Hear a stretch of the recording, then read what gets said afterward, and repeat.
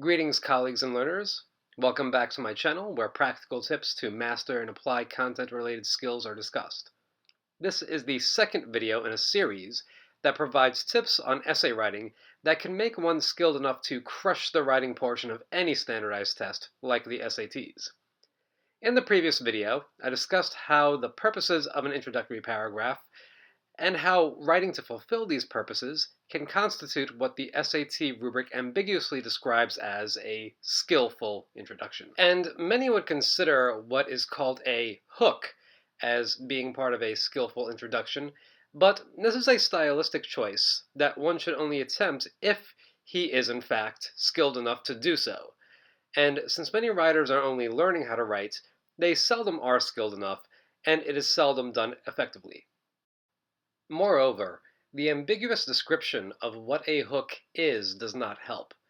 Oftentimes, the flashy nature of the hook is overemphasized, and the fact that it has to relate to the overall topic of your essay is overlooked.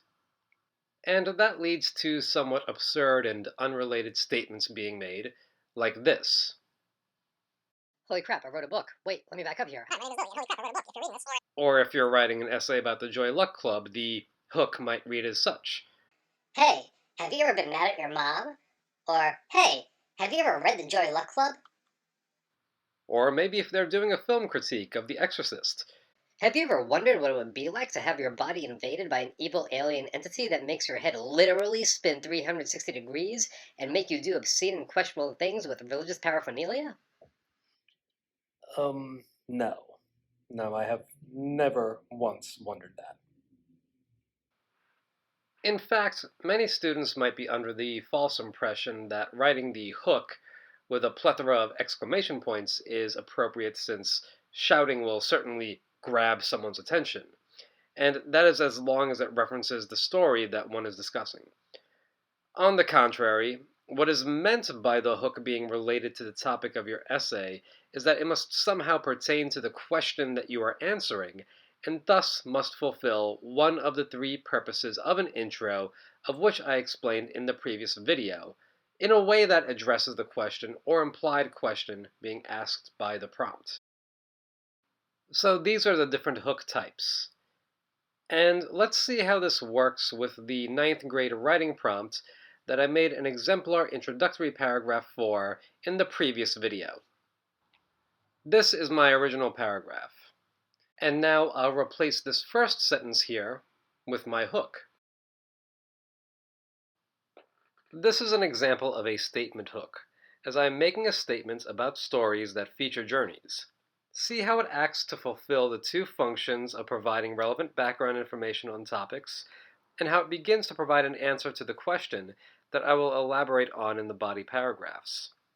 I provide a very general description of what these two stories might be about, since they are both about journeys, and on journeys unexpected things can happen, and I provide a general answer to the question by stating, in dramatic fashion, to grab the reader's attention, how the author creates the tension by inducing anxiety. And this anxiety is due to the tension that is created because certain things may remain a mystery to the reader through information that is withheld or not revealed due to things like narrator constraints, as I mentioned in the thesis. Notice how I do the same thing in the statement hook for the 3rd grade prompt. I provide background information on the topic of words and actions by stating that they can have a profound impact, subsequently connecting that topic to the topic of the two texts by indicating that the characters in each of the short stories about which I'm writing demonstrate this phenomenon. And if you wanted to turn it into a question hook, you can present the same declarative statement in the form of a question as such. Regardless of the type of hook, it should always act to fulfill one of these three purposes, as a hook is simply a more creative way to do so. Grabbing the reader's attention is simply a secondary purpose.